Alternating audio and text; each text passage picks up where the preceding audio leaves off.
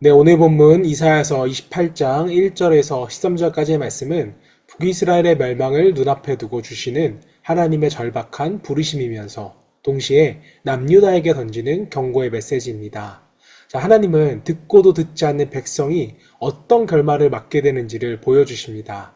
자, 오늘 말씀을 함께 묵상할 때 나는 말씀을 듣는가 아니면 듣기만 하는가 진실하게 자신을 되돌아보면서 함께 말씀을 읽어보도록 하겠습니다.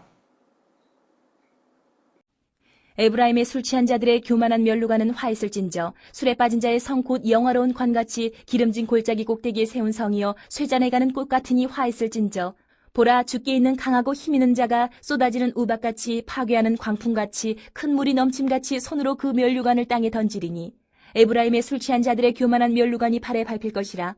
그 기름진 골짜기 꼭대기에 있는 그의 영화가 쇠잔에 가는 꽃이 여름 전에 처음 익은 무화과와 같으리니 보는 자가 그것을 보고 얼른 따서 먹으리로다.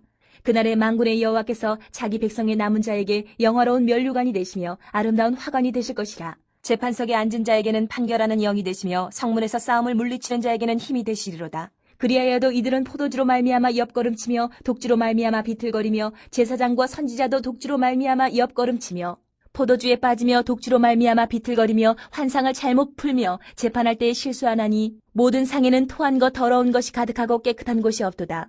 그들이 이르기를 그가 누구에게 지식을 가르치며 누구에게 도를 전하여 깨닫게 하려는가 저 떨어져 품을 떠난 자들에게 하려는가 대저 경계에 경계를 더하며 경계에 경계를 더하며 교훈에 교훈을 더하며 교훈에 교훈을 더하되 여기서도 조금 저기서도 조금 하는구나 하는도다.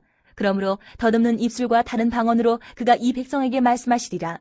전에 그들에게 이르시기를 이것이 너희 안식이요 이것이 너희 상쾌함이니 너희는 곤비한 자에게 안식을 주라 하셨으나 그들이 듣지 아니하였으므로 여호와께서 그들에게 말씀하시되 경계에 경계를 더하며 경계에 경계를 더하며 교훈에 교훈을 더하며 교훈에 교훈을 더하고 여기서도 조금 저기서도 조금 하사 그들이 가다가 뒤로 넘어져 부러지며 걸리며 붙잡히게 하시리라.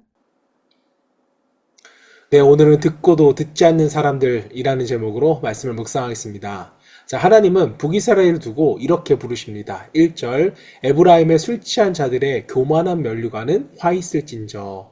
자, 이스라엘은 풍요와 성공 속에서 자신을 높였고 또 영적으로는 취한 사람이 되어버렸습니다. 자, 술에 취해 있으니까 하나님의 말씀이 들리지가 않는 것이죠. 경고가 울려도 마음이 움직이지 않는 것입니다. 자, 그들의 면류관, 즉 자랑하던 모든 것은 결국 떨어져 버릴 운명이 되었습니다. 자, 여러분, 우리가 말씀을 듣지 못할 때 가장 먼저 살펴봐야 할 것은요, 바로 우리의 교만입니다. 말씀이 들리지 않고 기도가 막히고 마음이 차가워질 때는 대개 내 마음이 하나님보다 높아져 있기 때문입니다. 자, 하지만 하나님은 이런 심판의 상황 속에서도 소망을 말씀해 주십니다. 5절 말씀, 그날의 만군의 여호와께서 자기 백성의 남은 자에게 영화로운 면류관이 되시며. 자, 이스라엘의 면류관은 떨어졌지만 하나님은 남은 자들의 참된 면류관이 되어주십니다. 백성들이 흔들려도 또 시대가 어두워도 겸손히 하나님만을 붙드는 사람에게는 하나님이 영광과 힘이 되어주십니다. 자, 여러분, 언제나 하나님의 징계는요, 심판의 목적이 아니라 회복의 목적을 두고 있습니다. 자, 그리고 회복은 언제나 듣는 사람, 말씀 앞에 겸손한 사람에게 일어나게 됩니다. 자, 7절 이후에는 더 심각한 문제가 나오게 됩니다. 남유다의 제사장과 선지자들까지 술에 취해서 비틀거리고 있습니다. 자, 말씀을 가르칠 사람들이 오히려 말씀을 멸시한 것입니다. 자, 하나님은 그런 자들에게 이렇게 말씀하십니다. 9절 말씀, 그가 누구에게 지식을 가르치며 누구에게 도를 전하며 깨닫게 하려는가 젖떨어져 품을 떠난 자들에게 하려는가. 자, 그들은 하나님의 말씀을 지겹고 유치하고 반복되는 소리처럼 여겨버렸습니다. 자, 말씀이 들리지 않는 이유는 하나님이 말씀하시지 않아서가 아니라 그들의 마음이 완악했기 때문입니다. 자, 그래서 하나님은 그들에게 말씀이 아무 의미 없는 소리처럼 들리게 될 것이라고 말씀하십니다.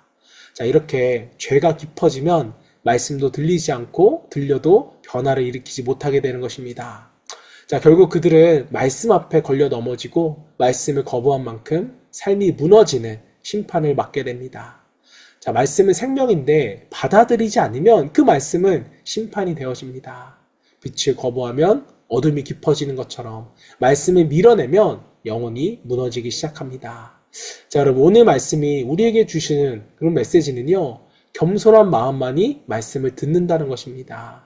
말씀이 들리지 않는다면 그 원인은 내 마음에서 찾아야 합니다. 생각이 높아지면 말씀은 작게 들리고 교만이 커지면 하나님의 음성을 희미해질 수밖에 없습니다. 자, 이스라엘 백성은요, 반복되는 말씀을 지교했습니다. 하지만 우리의 신앙은 반복 속에서 자라나게 됩니다. 예배, 기도, 묵상, 늘 똑같아 보이는 그 반복이 우리의 영혼을 지키는 울타리가 될 것입니다. 자, 유다의 백성들과 같이 말씀을 거부하면 삶의 기반은 흔들릴 수밖에 없어요.